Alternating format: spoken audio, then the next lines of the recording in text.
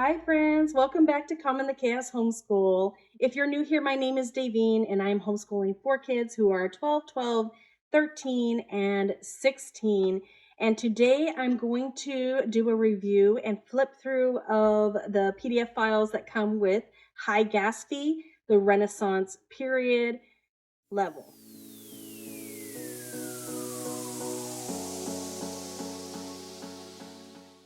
Okay, so first things first, I told you that my kids are 12, 12, 13, and 16. They are in 6th, 7th, 8th, and 9th grade this year, and this curriculum is intended for grades 1 to 8. So I'm going to talk about how this curriculum worked for my kids in the upper middle school and even high school age ranges. Okay, before I go into this is the workbook. I would like to go onto the computer and just talk a little bit about HiGASFY, the program HiGASFY in general, and then I'm going to come back and give you a look inside of this workbook. I got HiGASFY, the Renaissance period, from my Timberdoodle grade 6 curriculum kit. I will put a link to it in the description box below. Also, if you'd like to see me unboxing all the things I got in my grade 6 curriculum kit, I will also put that video below as well, so you can take a look at that. So if you're on Timberdoodle, this is the information we have here. They have ages 6 to 13. They have the Renaissance period, the Baroque period, the Impressionist period, and the Post-Impressionist period. They have a little video here that you could watch so you can get an idea of what the videos are like. They show you the insides a little bit of the PDF file that comes with your videos. I will be doing a flip through of that in a few minutes. So there's a little more information. And there we go. That's Teacher Beth. She's the one who leads the videos. Oh, I forgot to mention that in the flip through that I'm going to do, I didn't mention that it does come with flashcards with a bunch of art on the flashcards, so you can print those off and cut them out, and your kids can learn the names of a whole bunch of pieces of art. So that is really cool. I did print that off. We have not been going through the flashcards, but if you really wanted to be more in depth with this, there's a lot of things that you could do just to make this much more substantial than what we have been doing.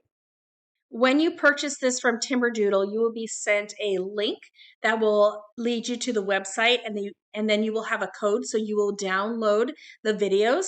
You are able to keep the videos forever once it's on your computer. I believe there's a set amount of time which you can download the videos, so you'll want to do that right away or pretty soon. I'm not exactly sure how long you have. Of course, if they expire before you download them, definitely reach out to Timberdoodle. They have a really good customer service, so I would let them know. I did download them on time, and then you can store them on your computer and play them whenever you want for as many years as you want. And then you own the PDF files as well, like the workbook that comes along with it, as well as the art print flashcards that come along with it. Okay, so we chose to go through the Renaissance period this time because we're starting at the beginning of world history again. In this particular unit, they cover Da Vinci, Michelangelo, and Raphael, and there are 12 video lessons. As you go through the video lessons, they have some work that you can do with your student to make the lessons more complete. So if you want to take a look at any of this, you can stop and take a look. Here is the table of contents. There are, like I said, 12 episodes. It is a little confusing. Sometimes they call the video lesson 2, but it's episode 1. So I'm not exactly sure what happened to lesson 1. Maybe I missed it somewhere. I wasn't too worried about it. We have been just mostly doing the videos. So I'm not sure. That was a little confusing. That might be something that they might want to clarify a little bit in the setup of this program. So each episode has a little pile of worksheets that come along. I really like that they talk about the main ideas here or the objectives, and they let you know who you are talking about that lesson. Before I go too far into this, I do want to mention that each video lesson is very connected to the lesson before. So Miss Beth, who is the person teaching the history lessons, she does a great job of going back and sort of refreshing what the old video or what the last video was about, and then adding and building information onto there. Okay, so first episode, it's Leonardo da Vinci, it talks about the events that led up to the Renaissance period, and then you discuss the reasons why the bubonic plague was devastating to Europe. So you're learning history along with art and how those two interplay with each other. Here we have art and extracurricular activities. So pick one activity of your choice. So we have a draw, paint, color, possible activities there. We have writing, so 3 possible activities there. Science, and then geography. So just looking at these 2 pages here, you could see that you could use this art program to basically make it a unit study where you're covering a whole lot of different things together. We did not do that. We did not do any of these activities. I think because I didn't know about this ahead of time, I had already planned out my whole school year. I don't really have time to add in all these extras, so I didn't.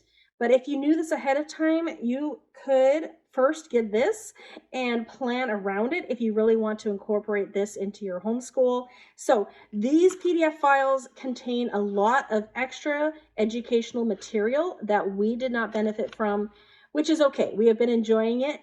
Just watching the video lessons and learning about the history of the art, that has been really fun for us. We are taking it very lightly, so we are not doing this at all, but I did print them off because I thought I might, and I didn't. So just going to go through this so you can better utilize this if you do decide to use this program. So those are some great examples of art and extracurricular activities you could do. Now they always have a word list, so they go through a whole bunch of different words that are used throughout the video. And then at the end, they have critical thinking questions, which I would be most likely to use, though I don't pull this out very often. So have you ever had a package delivered to you more than one? If so, which one was your favorite? Have you ever learned about something just by looking at a picture? How old were you and what did you learn? The disciples and Mary Magdalene announcing the resurrection by Gelato were depicted not wearing shoes because they were inside, and Mary was depicted wearing shoes because she was outside. Is this practice customary in your home or culture, and why? Do you think a white rose portrayed purity in Renaissance art? So there's some more questions that you can ask once you have watched the video. All right, so here's episode 2. We're continuing to work towards learning about Leonardo da Vinci. I'll never paint again. So students will be able to understand and recall the events that led to the Renaissance period, explore Leonardo da Vinci's childhood drawings, create their own artwork similar to Leonardo da Vinci, and emulate a copyist. So once again, we have draw, paint, color, we have science, and we have geography here. We have the word list and critical thinking questions. And now we're still on Da Vinci.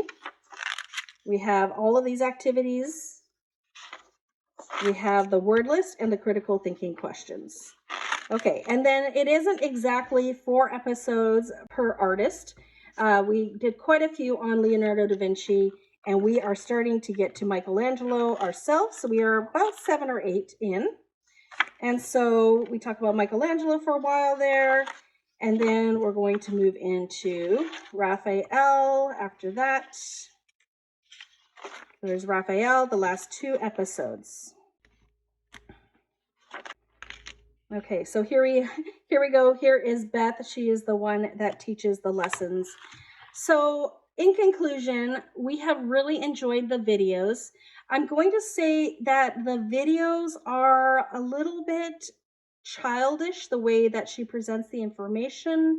I feel like it is probably kind of directed towards kids who are in 2nd, 3rd, 4th grade. It's a little bit immature in the way that the information is presented. However, the information is really good, and I am learning a ton. My kids are learning a lot. It is definitely, I like they show examples of the artwork. They talk about different aspects to the art, so you sort of learn some art. You just learn how to look at art and what things are at play in a piece of art. So that is really good. So we have enjoyed the videos. I would say that your child, if they tend to think things are babyish, they might think that the videos are a little bit on the babyish side. However, my middle schoolers and my high schooler are fine with the videos. They don't complain about them at all. So It's really good information, and we have really been enjoying the videos. It's just one thing to keep in mind if you have some older kids, what their tendencies are in that regard. So that's my summary of HiGASFY, especially the Renaissance level. Thank you so much for coming today. If you like videos like this, don't forget to give me a like and subscribe if you haven't already. And I hope to see you all in a future video. Bye, everyone.